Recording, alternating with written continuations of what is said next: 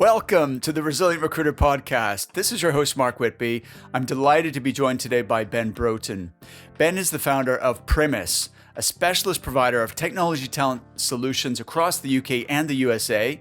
They launched in September 2021, and in less than 5 months, they've already grown to 21 heads. Ben started his recruitment career in 2000 working for the SThree group, where he ran and built several offices. And then in 2006, he joined Premier Group and he built out the contract function for that business and opened London, Manchester, Birmingham, New York, and Austin for the company. So over 14 years, he oversaw growth to 30 million in revenue and 10 million pounds in net fee income and about 110 employees. Now, as the founder of Primis, Ben's mission is to grow a technology-focused recruitment business that truly puts people first. Ben, welcome. Thanks for being here. Mark, I'm delighted to be here. Thanks for having me today. Appreciate it. I'm excited. So you were referred to me by Steve Beckett. How do you know Steve? Steve and I go way back. I think Steve first kind of pitched Sourcebreaker to me when it was a lowly spreadsheet, and I didn't buy it first of all, but he kept coming back, and yeah, we took the product, and I've been a massive fan of Sourcebreaker ever since. Great product, and Steve and Adam over there are brilliant guys. All right, fantastic. So shout out to Steve and the team at Absolutely. Sourcebreaker. Steve's been on the show before, and by the way, my COO Leanne says hello. I believe she and her friend Kat placed quite a few recruiters with you at Premier Group Back when in she was in the Premier Rec days. to Rec space. That's right. Yeah, absolutely. Small world. Such an incestuous place, recruitment. Everyone knows each other. Absolutely. It is a small world. And Leanne is a force of nature. So together, we've doubled the sales at Recruitment Coach in the last year and still growing. That's insane, mate. Insane. Yeah. Brilliant work. So listen, I'd like to actually do this in reverse chronological order, starting with Primis, because that's what's new and exciting for you. Yeah. And building a startup from 0 to 20 people in 5 months is insane. Can you tell me that journey? Yeah, absolutely. I mean, it's been an incredible journey so far, and was kind of riding the waves of it right now. But I'm very much kind of my own worst critic, and nothing's ever good enough for me. So even though we're at this stage, and I'm still not happy, and we can still be doing more. But I think that the business as a whole, we've got an incredible bunch of people. We're doing tech talent solutions across the UK and the US. We should finish. Our financial year started 1st September, finishing 31st of April. We're on target to do just over 1.1 million in terms of NFI, which will be a brilliant kind of first 6 months for us. And yeah, it's going well. The US business is flying. We're building a nice contract book. And I think, the joy of doing a startup at, ripe old age of 41 now, is just, I've learned a lot of mistakes over the years. You've looked at, obviously, scaled Premier from kind of 16 people to 110. So it's looking at really building solid foundations now so that the business can just go on and scale and grow.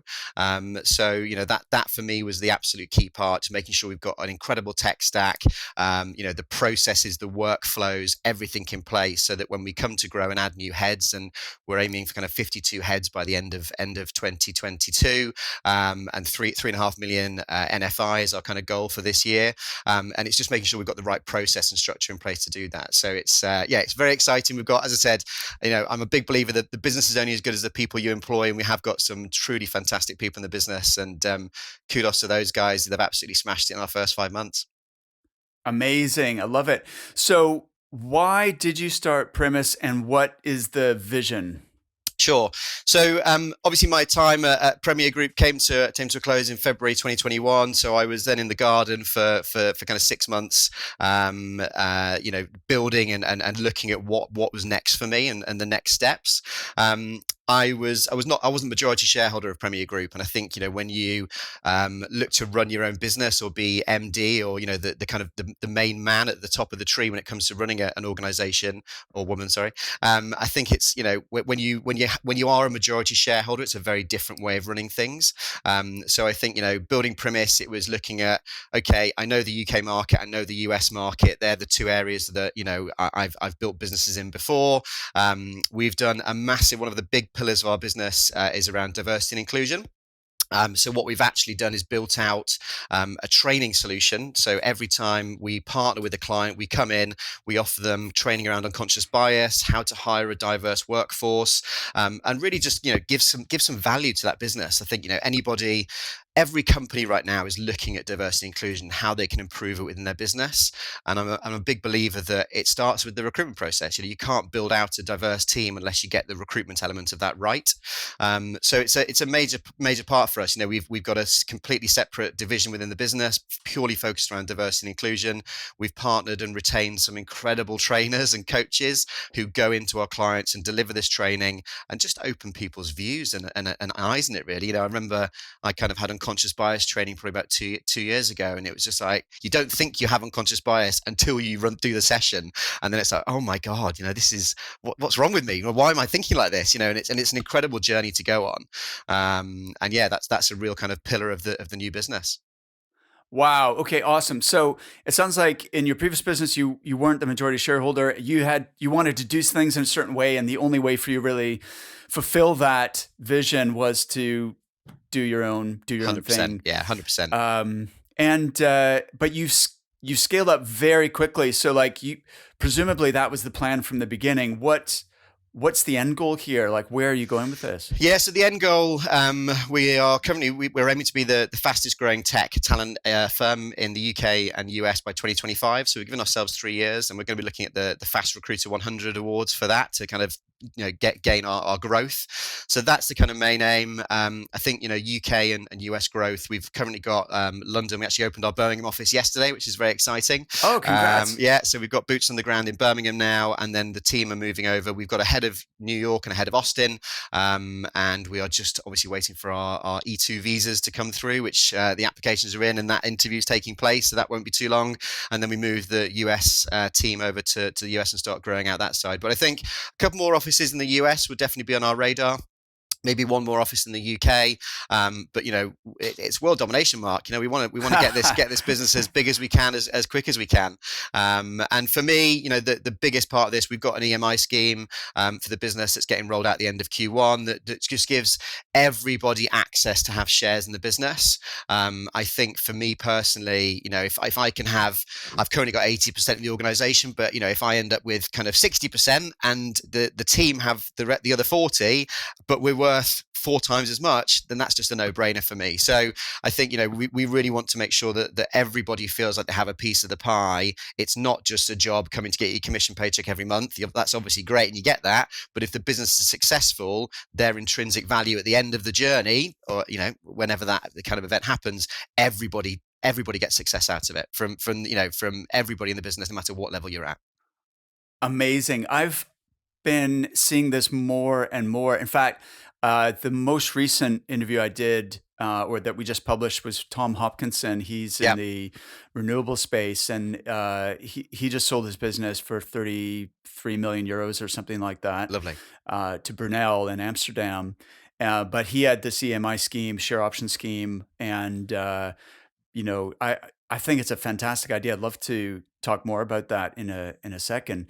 So you identified a number of kind of success factors here, the diversity and inclusion piece, which you've kind of built into the DNA of your business, and you're actually using that as a differentiator as part of the way you engage with clients. So I'd love to hear more about that. Yeah. But then you listed off half a dozen other things like, process, workflow, tech stack, obviously the right people on the bus. Are there any other kind of critical factors that kind of, when you had 6 months to plan this and scheme and plan your world domination, what else, what were the other headings on that plan?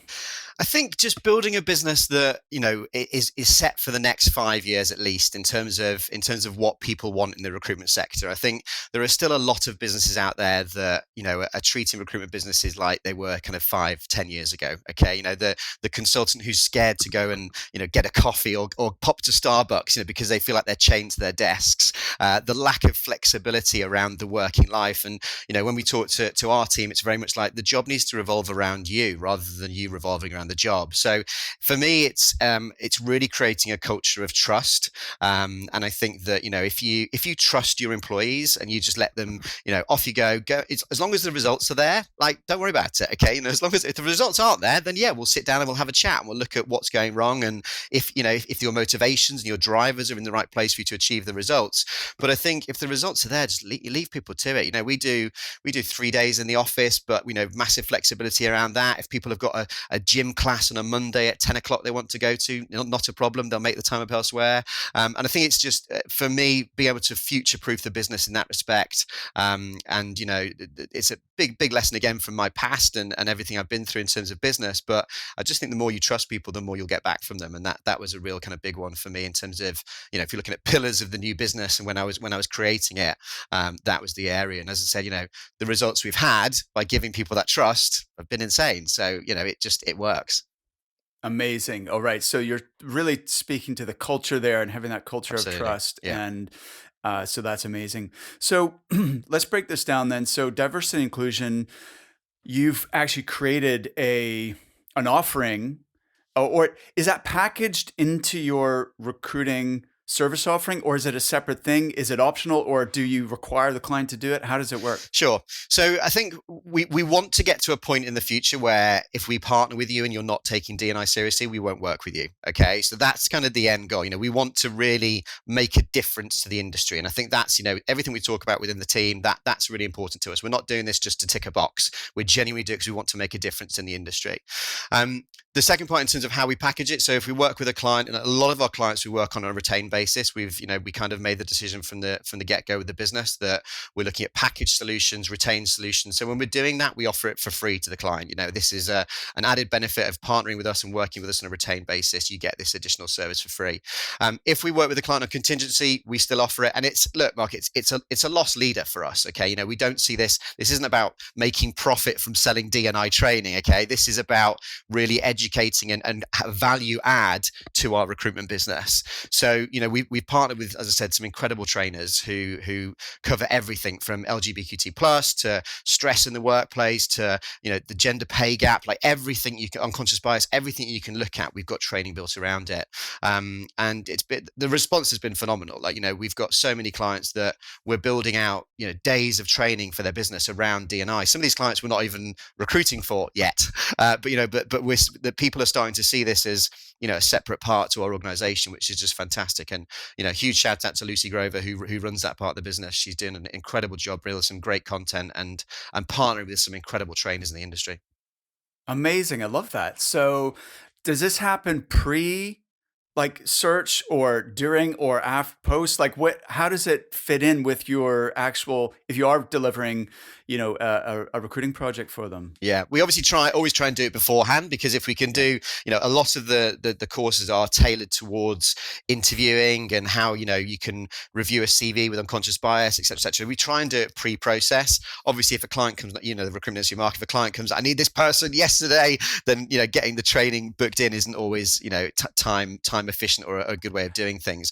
But again, it's, all of our client partnerships, it is that it's a partnership. We're looking at being there for the long term. So if they have an urgent role we need to fill, then we'll look at booking the training in further down the line. All right. Awesome. Love that. That's really cool.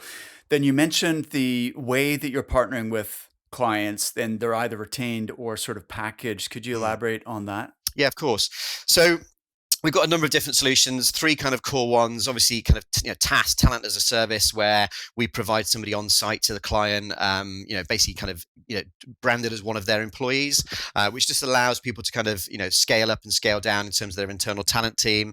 But obviously they get access to all the tools that we have. So obviously our database, our LinkedIn, all that kind of stuff. So that's been incredibly popular with our clients and taking it well. Second one is obviously package solutions. So looking at, if a client's looking to hire 10 people, then it's obviously volume recruitment. So we'll do a fixed price around those 10. From our point of view, we get exclusivity on 10 jobs. Fantastic. From the client's point of view, they get a discount rather than going out to, 4 or 5 different agencies on contingency basis. They'll get a discount on the delivery. And then we have a solution where we just purely take over all the recruitment for the business. So we're then looking at their EVP, doing a review of their job specs, a review of their salary bandings, really getting kind of under the bonnet of the business. And another project we've done quite a few of this year, which has been incredibly exciting, is just doing a full review of the company's recruitment process. So, and we've done this for two really large kind of FTSE brands, one in the UK and one in the US, where we go in and just review their entire recruitment process. So we look at everything from, how they engage with the market, again, their EVP, their culture within the talent team, and then produce that and present it back to the senior leadership team, which has been really, for me, from a personal point of view, incredibly insightful. Being able to kind of pick up the bonnet and look and be trusted to do a full review of these huge businesses has been incredibly insightful. That sounds really cool. And by the way, the bonnet is the hood for those in the US. listening in the Sorry, States. Yeah. So looking under the hood. Yeah. So you've got multiple solutions depending on what the client needs. So you've got the embedded solution where it's one of your recruiters, but they're working internally at the client using your tools and your know-how and training and support and everything. You've got this sort of packaged solution where there's going to be a number of hires over a period of time. You have what sounds like an RPO model, basically, where they're outsourcing everything to you. Yeah. And then you've also got these various consulting and training solutions around that. Okay. Wow. That sounds like you've really thought this through. Yeah, it's all good. I mean, the great thing is we've obviously documented all this, and we've got a lovely kind of product suite that we present to our clients. And I think that was the benefit really of having 6 months sat twiddling my thumbs, not doing anything. A lot of people in my friendship group were like, "Are you going to chill out and take some downtime?" I was like, "If you know me, that's not something that I'm capable of doing." So yeah, it was nice. It was nice to do that, and obviously, again, building out all of our kind of internal training as well. I used that time to get that done. So yeah. Amazing. You might remember back in episode 43, I talked to Plamen Ivanov, the executive chairman of iIntro. If you missed it, it's well worth going back into the archives and having a listen. One of the things we talked about was a way for recruiters to shift the conversation with prospects away from fees and make it all about value. iIntro has created a tool called the Bad Hire Calculator that you can show to your prospects that proves to them that your recruitment service will save them potentially hundreds of thousands of dollars. When you can do that, the exact fees you charge almost become immaterial because you've proved that you will save the client the most money in the long run. If you'd like to add this tool to your arsenal, you'll be pleased to know that I've partnered with iIntro, and they're offering a 25% discount to listeners of the Resilient Recruiter podcast. All you have to do to claim this discount is book a free consultation and mention my name or this podcast. Just go to recruitmentcoach.com/retained, follow the instructions, and iIntro will take care of the rest. That's recruitmentcoach.com/retained. Tell me about the practicalities, though, of scaling as fast as you have, because internal recruiting is difficult. Training and onboarding and getting people productive and then, cash flow positive and also implementing all the other things you're doing. Like, how have you physically done that in such a short time? What are the logistics involved here? Yeah, I think, I've been in recruitment for 24 years, so I've got a good kind of network of people that I know and have joined the journey with me already. So very honored in that respect, that people have seen my brand, my personal brand, know I'm doing a startup. Okay, let's join this journey with Ben. So I've been very fortunate on that front. I've built out already a really strong management team within the business, which I think is very important for me because, if you've got a good management team, a good leadership team that and you trust, then the business will effectively run itself day to day, which is, for any business leader, that's what you want. So you can then go and focus on the growth, the strategy, looking at the next steps, making sure that you are the leading kind of player in the field. And I think, we're obviously empowering our management team to go and hire for people themselves. We've got we've partnered with 2 Rec2Recs who are incredible, best in class. So they've been incredibly good for us as well. And, we work with those guys on kind of a retained basis as well. So, they're kind of locked into us and they're very much kind of our brand ambassadors in the market. And then what we're switching to from kind of March this year is we're launching our training academy. So that's basically, again, something we've been building for the last kind of 6-8 months. And that's looking at bringing kind of three or four new hires in every single month, putting them through this kind of really structured training academy. And then obviously they qualify out of that and then join our kind of consultant team from that side as well. And that's really where we're going to get the growth from 22 heads currently to kind of 52 by the end of this year. Amazing. So it sounds like the nucleus of the business, the core initial people were already people you knew and trusted. Surprisingly not. Okay. Yeah, surprisingly not. I've got two guys who are both my US managers, Chris and Tim, who I was talking to, and had initial kind of conversations with.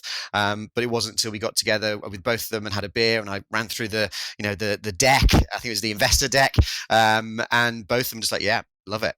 When do we start, kind of thing. And I think, obviously my experience of the US market and going out to market in the US, and I've got a great network over there already, which we've really kind of reaped benefits from the day one, is just proving really well for us. So yeah, we've definitely had some fresh blood, definitely into the business, but I think a lot of the team as well. On the flip side of that, I do know and obviously have some prior relationships with.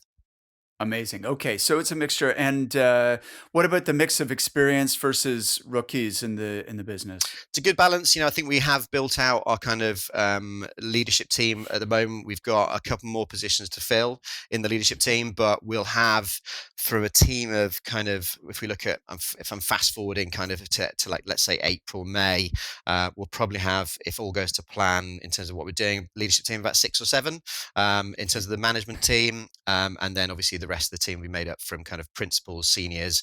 We've had 4 promotions already since we launched in 5 months, just because Amazing. people have just been absolutely flying. So it's because of that, it's resulted in a load of promotions in the business, which have been super positive to see. Love it. Love it. So let's give a shout out to Rectorex, by the way. Who do you rate? So Virtus Talent are very good. Invertus? Virtus, Vertus, Virtus? yeah, Okay. yeah. And then Hasty and Brooke. So they know who they are. They're great. Okay. I don't want everyone else contacting them. This is a problem, you see. Well, it's what's interesting is you gave an insight as to how you partner with Rectorex, and the irony is, you would think recruiting firms would be great clients because they know what they like and what they don't like They're about the way worst, they. Mark. They're the worst. Well, this is what I'm hearing. I had a US Rectorec lady on the show last couple of weeks ago, Don, and she was XS3 actually from their New York office, and she started a Rectorec firm, and she was bemoaning how recruitment agencies are the worst clients, and I was like, that blows my mind because surely you understand which clients get the best out of you and your team. Yeah. And wouldn't you want to replicate that? So that's we're our own worst enemies when it comes to recruitment. Absolutely. Yeah, totally. So you've got a good network. You've using Rectorex. You're then hiring rookies, and you're building an academy. Tell me, when you're recruiting experienced people, especially in leadership roles, obviously you're selecting the right people who are going to be a fit for your business, but they're all coming from slightly different cultures. How are you indoctrinating people who haven't grown up inside your business to the Primis way of doing things and your values and like you mentioned, culture of trust and results focus and flexibility, and other companies may not operate that way. So how do you make sure that your leaders are all operating from the same playbook? Yeah. I think it's communication for me is absolutely crucial with this, and I think I'm very much a believer of with my leadership team, I don't just know them on a business level. For me, this is business is personal. Okay, it just simply is, and I think you've got to know your leadership team on a personal level. Spend time with them outside of the office, not just inside the office. At your desk. I think it's so important that you get to know these people on the outside of the walls, and find out what's important to them. Just get an understanding of everybody's different. Not one person has the same motivation or same driver. Everybody's different.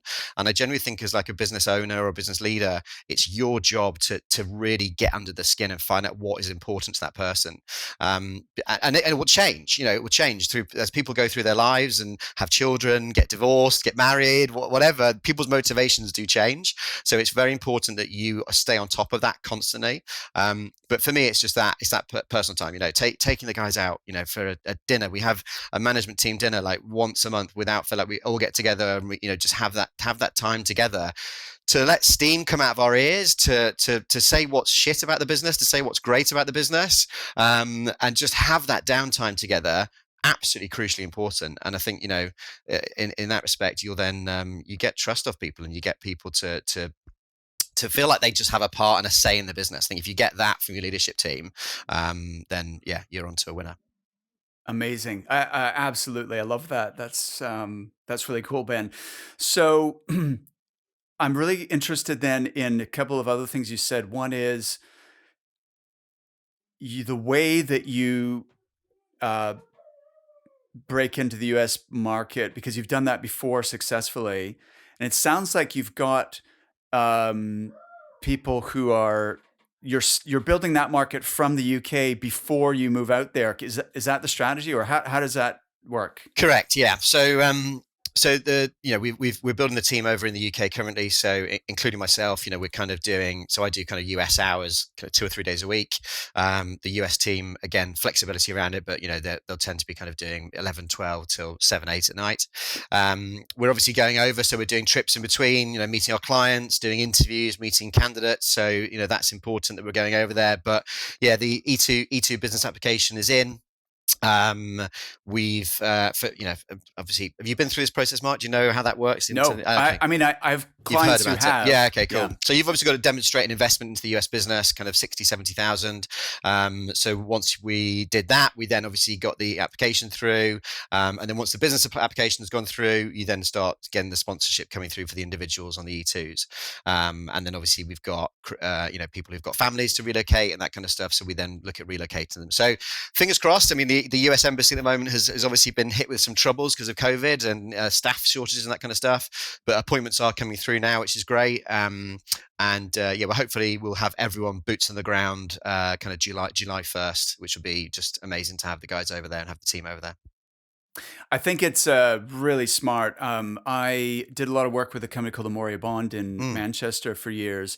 And when Gareth Lloyd was launching the Singapore office, he had a couple of key people in Manchester who just started working Singapore in hours and building, a foundation that would mean that they weren't started from scratch when they got over there. And it sort of de-risks the whole thing. Absolutely. Because you already have business and clients before you then relocate your family and everyone else. Yeah, absolutely. I've always been a believer. Any new office I ever opened previously, and even now, before we opened Birmingham office yesterday, you have enough revenue coming through to wipe its nose, to cover its costs.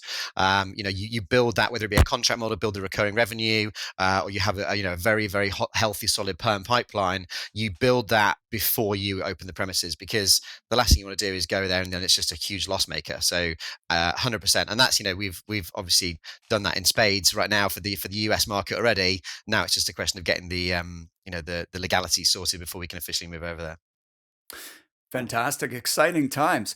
The other thing is this EMI scheme. What does EMI stand for again? Do you know? You had to do that. I don't know. People can Google it. Yeah. People can Google Employee Management Incentive Scheme. I want to say that. There you go. Something along those lines. There you go. Yeah. So basically, it's a way that people can get share options, but it counts when there's some kind of exit event. Yeah. Then it counts as capital gains and not as income, which is taxed at a much lower 10%. rate. So it's much more beneficial for them. But then they feel like an owner, and they've a real. They feel like they are. It's ownership and engagement, isn't it? Yeah. And it's you've got Rosie sat in London office, and America has an incredible month.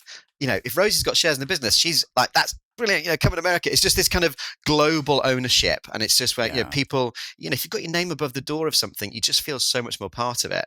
And I think we've always been very clear of that from the start. It's in our company benefits package. It's all there. We want people to have a share of this business. And as I said at the beginning, for me, to give shares away that was going to increase the value of my shares, why? It's just a no-brainer. I genuinely don't understand people that don't do it. I just think it's so logical. Well, and to be clear, you're giving share options, not shares at this stage, right? Yeah. And if they leave, then they lose those options, presumably. Yeah, we're gonna put some vesting clauses in there. So I think it's really important. Again, if people are with us for a long period of time and do an incredible job and help us on the journey to grow, then we're looking at vesting periods, which is probably one of the reasons it's slowed down the process to get out to the guys, because that is one thing we're looking at. Because I think and again, really big for us as a business, and we've all sat down and discussed this as a management team. If and when we have leavers from the company, we don't want to be like, the normal recruitment thing is boot them at the door. Never, how dare you? You're dead to us. We'll never see you again. We don't want to do that. Okay. If this person has genuinely come in and been with us for a year, 2 years, 3 years, whatever, and helped us on that journey, then let's say thanks to them. Let's praise. Just because they've now decided we are no longer the right journey, vehicle for them on their journey, doesn't mean they're in the wrong. Doesn't mean they're the scum of the earth all of a sudden. It's funny. It is, and funny, that's really a stigma that we want to get away from. Yeah, exactly. Like last month, Johnny was, could do no wrong. He was like, we were singing his praises, and then he leaves, and then he gets Who's bad Johnny? mouth. Like, So, okay, I like that. Yeah. But the share option scheme, is there a US equivalent, or are they actually in the UK? In the UK scheme, yeah. So the US business business is owned by the UK business, and the EMI will be over the UK business. Yeah. Okay, I see. Who's eligible? How do you decide how that, who gets to participate in that? So it's everybody. Every single person is going to have access. Yeah. I've not seen that before, because usually so other entrepreneurs I've spoken to, it's either been the leadership team plus there's an element based on performance. So the big billers, the sort of like who are contributing a huge amount to the NFI and who we need to retain. Those are the two people so how does it work in Primis then? So it's going to be everybody. Obviously, the senior leadership team will have access to to more shares and obviously more value. But I think from everybody, whoever you meet when you come into the business, and obviously there's going to be qualifying periods when people start and that kind of stuff, because it's a costly experience to issue EMI shares. But I think everybody in the business, I want to, who's been with us for more than 12 months, I want to have a piece of the pie. They are helping us on this journey, and I think that sometimes businesses will go, well, Johnny, who's our top biller, is the most important person in this organization. Let's give him all the shares. But Johnny's fine. But without, Jack doing that role, Johnny couldn't do what he does. So I think it's really important that you think of everybody in the business. You don't just kind of praise and reward your top salespeople. Obviously, they are, doing, an incredible job and bringing the sales in. But I think it's a real family team unit that gets the business to real growth and high performance. Fantastic. All right. I love that. That's really interesting. So let's talk about this is now the third time you've scaled a business? Third time. Okay. Third and final, Mark. So, all right. So what have been the big mistakes, the big lessons learned that you're trying not to repeat this time? I think I'll start. My number one is work-life balance. Okay. I think, I was very much, I love what I do. Okay. And I'm very open about that. And I feel very, very fortunate every single day to have the job that I have, because I don't think there's any other industry like this. And I think it's an incredible industry, and I genuinely am passionate for it, which is a bit weird, but I love it. And I think that, when you do have something that you love so much and you are successful at it and you can do well at it, it's very easy just to get lost in it and forget what else is going on in this big wide world. So I think there've definitely been times in my career where I've put the job first. And I think that readdressing that now, my kids are 5 and 7, and they are my reason, they are my everything. So I do school pickup and drop off twice a week now, sometimes three times a week, and that for me is just time where I just love it. Like that's it's and that's only happened since leaving Premier in February last year. So the last 12 months, it's just been a game changer. It really has been incredible for me, and absolutely love that side of things, and properly having like quality time with the kids as well. So previously it would just be like the weekend, and I was very hands-on on the weekend, but that was previously. But now it's, get that proper kind of down tools, and when they go to bed at 7:30, don't get me wrong, I'm back on my laptop doing US work, but it's that quality kind of time with those, which has made a huge difference. And just mentally, the difference that has made to me, my perspective on life, the way I also look at how my other employees are working and operating, just a game changer for me, genuine game changer. And I think that, so many businesses now are looking at the 4-day week. All right. And I'm not saying never for Primis at all. If my employees watch this, then I'll be dragged into a meeting room tomorrow and they'll be grilling me, but I'm not saying no to it at all. I think there are some businesses out there doing an incredible job with it already. MRL, Thrive, these guys, absolutely, leading the way with it. I think us in startup mode still and just gathering that traction, but we'll definitely review it. So for me, work-life balance is a number one key lesson I learned. Before we move on from that, Ben, yeah. This is something that's easy to say and hard to do. And a lot of the entrepreneurs I interview are just absolute, I don't want to use the word workaholic, but they're like hustle, like, to them, that is integral to their success, and especially in startup mode, and like you're starting a new business, you absolutely cannot let it fail. You want it to be successful, not just because it's you, your family, your security, but your employees, their families. There's so much on your shoulders here. Yeah, there's a lot at stake. It's a huge responsibility. So how do you balance that where you absolutely need to make this work? On the other hand, you need it to be sustainable. You don't want to burn out, and you also your kids are only young once, and you don't want to miss that. Absolutely. Yeah. So how do you physically do that? For me, it's something I've always been very good at is kind of compartmentalizing. So really, this is my work time and this is my time with the kids. And this is my downtime. You got to, I took up running in lockdown, and that again, get game changer for me, just in terms of, 2 to 3 times a week now, go out, that's my me time, headphones on and absolutely just go and run for it. But I think that compartmentalizing and being strict with yourself around it as well. Our head of people, Sophie, who also is incredible at managing my diary and that kind of stuff, she knows right, that time is blocked out, nothing goes in there. That time is blocked out, nothing goes in there. So for me, that kind of just being strict with yourself, like I know how hard I work and how much I'm putting into this startup, without a doubt.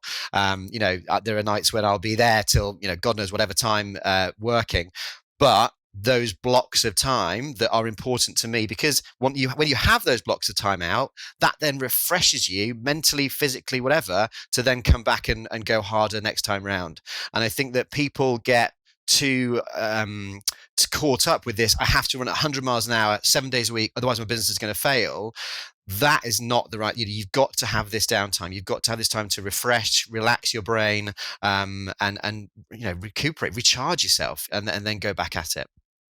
Awesome. So it's block time, basically. You're 100%. Blocking in your big rocks, like Stephen Covey absolutely recommends. You've got your own me time, fitness, family. Yeah. Those are non-negotiable, and then the work will happen all around that. All around it. Yeah, all around it. Got literally it. All all right, around awesome.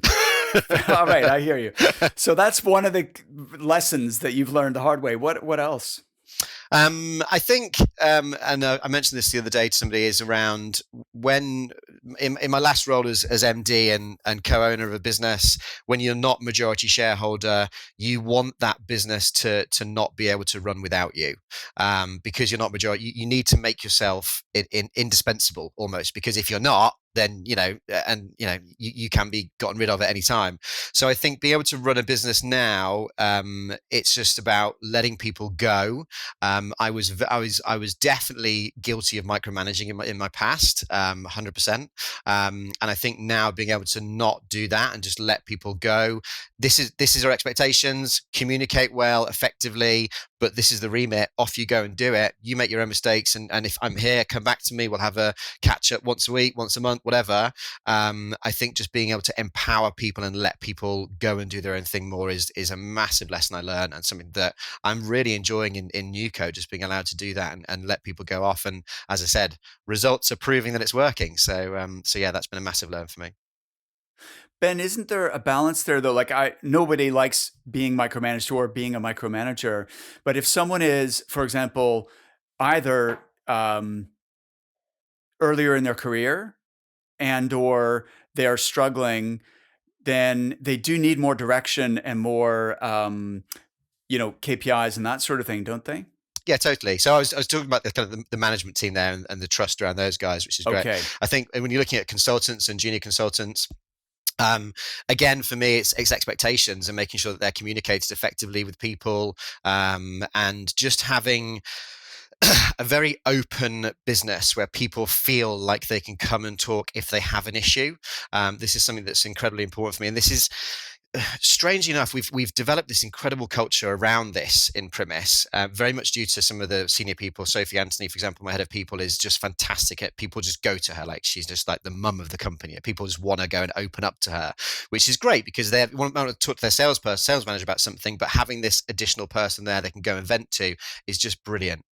We've then done a lot of internal stuff around D&I, funny enough. So we've got like an allyship program where once a month we'll all come together, whether it be on Zoom or face to face, and we'll talk about diversity, we'll talk about ethnicity, we'll talk about LGBTQ plus, and just creating these kind of safe spaces, whether it be on Zoom, whatever, where people can just open up and talk freely about their experiences, what they've been through.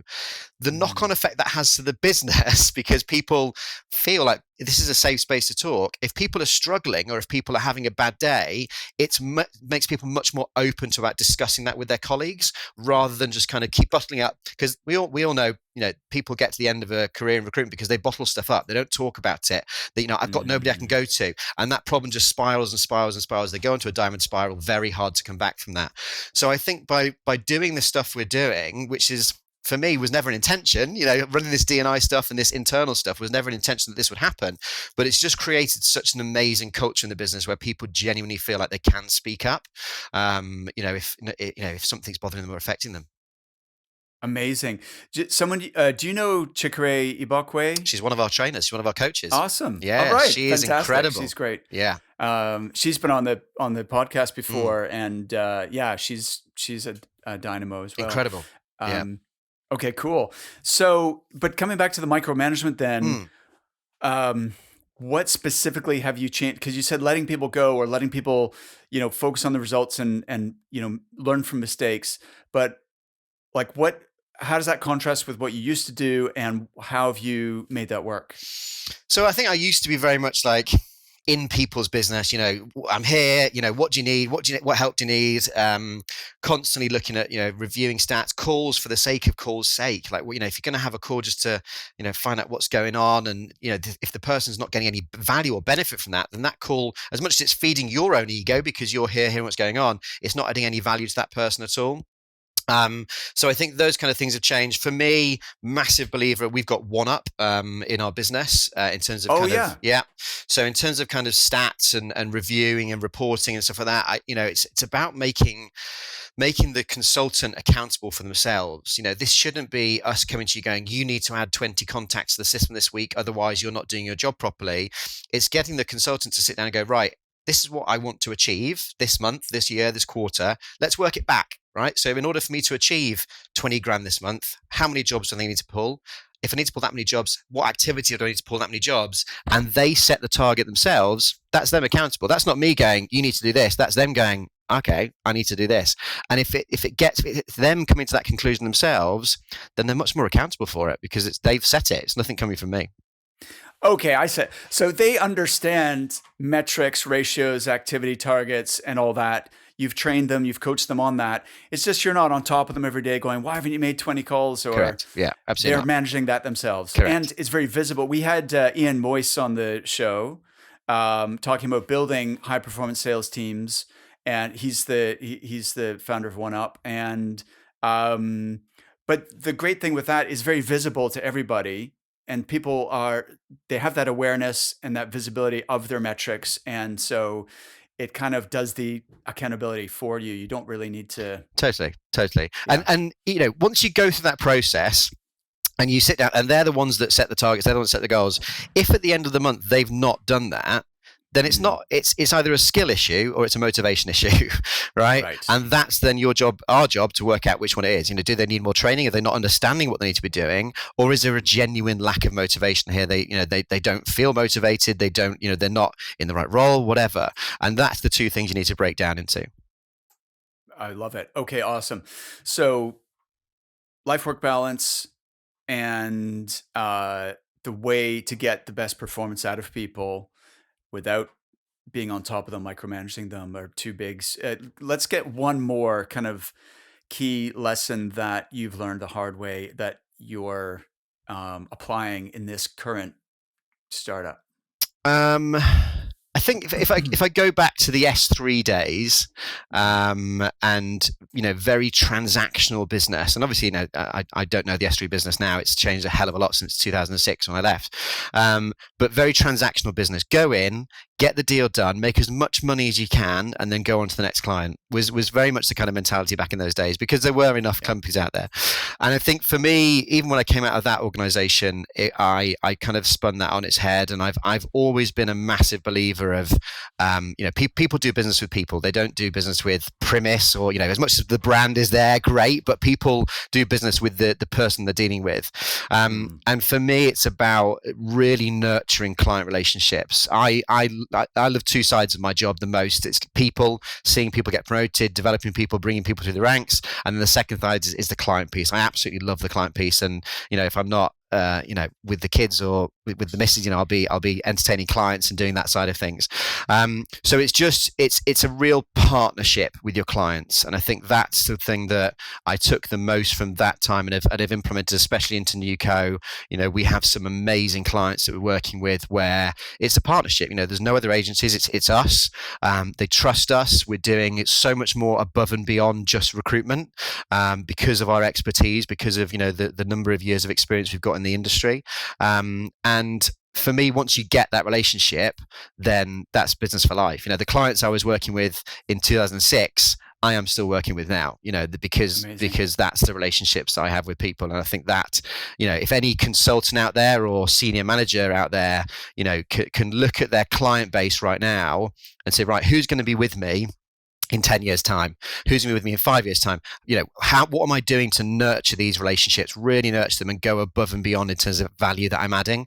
And that might be, building a relationship on a golf course, if that's, that's obviously important, but it's then also what more can you do in terms of the service, with what more can you do in terms of not just putting bums on seats. It's about salary data, benchmarking, reviewing their job specs, helping them with their EVP, looking at forecast planning and what they're doing around forecast planning. All this kind of stuff is just how you can make their lives easier, and that's what people want at the end of the day. Absolutely, 100%. So, what would you say has been, looking back over your career, and it could be at Primis or it could be past experience, was one of the biggest challenges that you've had to navigate? Biggest challenges. I think one of my things I've always done and always loved to do was organic growth, and that was very much the business model at Premier was organic growth and bringing people through. The positive side of it is the fact that obviously, these people they come in as trainees. They don't know anything else. This is the business that they've been brought up in, and I think that you get a huge amount of loyalty off the back of that.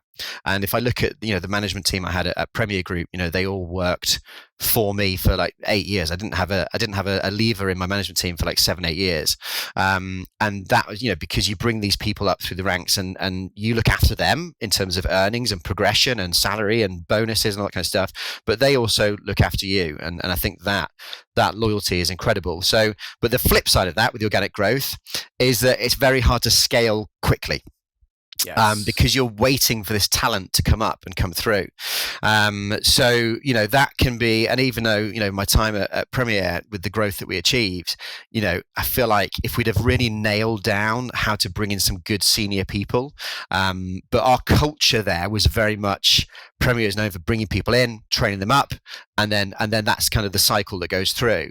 So the learn from that for me coming into Primis was really having a culture where we can take experienced senior people, and we've done it. We've done it from the start, which is great. People, and these are people. The senior people we've taken have only been in kind of one or two of the companies. For me, people that have gone like 6, 7, 8 companies, that's not. I'm looking for this loyalty for me. Is a big one. So I just think if we can get the organic growth coming through at Primis, plus that ability to kind of bring in those experienced, good senior people. I mean, this is the mecca that every recruitment business owner ever wants, isn't it? But that's the kind of the ideal for us if we can get that moving within the business. I think it's just creating a culture that allows you to have both of those things coming through. So the organic growth and also the senior teams. Because I think a lot of businesses get one really good, but they don't get the other very good. And I think that's where they potentially could struggle to grow. So what was the challenge you experienced that helped you to come to this realization and figure out the formula to achieving both? I think it was just looking back, and when you start a new business, you do sit and you analyze your life, don't you? Right? What have my biggest? You do a podcast with yourself. What were my biggest challenges, my biggest learns? What have I learned the most? And I wrote down everything I loved about what I've achieved so far, and I wrote down everything I hated. What are the things that I didn't like about the way I managed people, about the culture, about what I'd create, what I'd built, and that was the blueprint. And I literally found the book the other day back at home. I was like, oh, this is where Primis was born. And hopefully Amazing. We'll look back at this in 20 years time and keep this book. But and that was the kind of the back of it that we built it on. And yeah, it's a culture thing. I think as I said at Premier, there were it was very organic growth. So people coming through, and when we used to bring seniors in, all they saw was, well, everyone here started as a trainee, so I almost kind of don't fit in. Do you know what I mean? I'm almost kind of the dark sheep kind of thing because I don't fit in here. So I think just flipping that round and having a culture where you've got a good balance, from the start. And it's obviously much easier when you start a business to create a culture as you want it, where we have got this organic training academy, but we've also got some really cool senior people that have come in and made a huge success of it. So yeah, hopefully that will continue and work well for us. Amazing. And by the way, may I ask, how are you funding this like rapid growth? Because that's the thing with organic growth is it takes longer, but you seem to be like on a rocket right now. Yeah. So obviously I put my own cash into it, and we're invested backed as well by the incredible Steve Wynn, who sold Kingsbridge Contractor Insurance the day before lockdown. Steve Wynn. Yeah, day before lockdown. Oh wow. So Steve's 20% shareholder, and I'm 80% shareholder of the business. But yeah, Right. But to be fair, we touch wood. Cash flow is good right now. We're not having to dip into any of our investment. We're just kind of self-funding. So it's we're in a good place. We're not having to use invoice financing. We're just kind of running for it. So yeah, we're fingers crossed, Mark. It continues this way as long as possible. Yeah. How are you building a contract book without invoice financing? We're just using cash flow. We've got the invoice finance in place. We're just not needing to use it right now. All right. Wow. Yeah. Okay, that's phenomenal.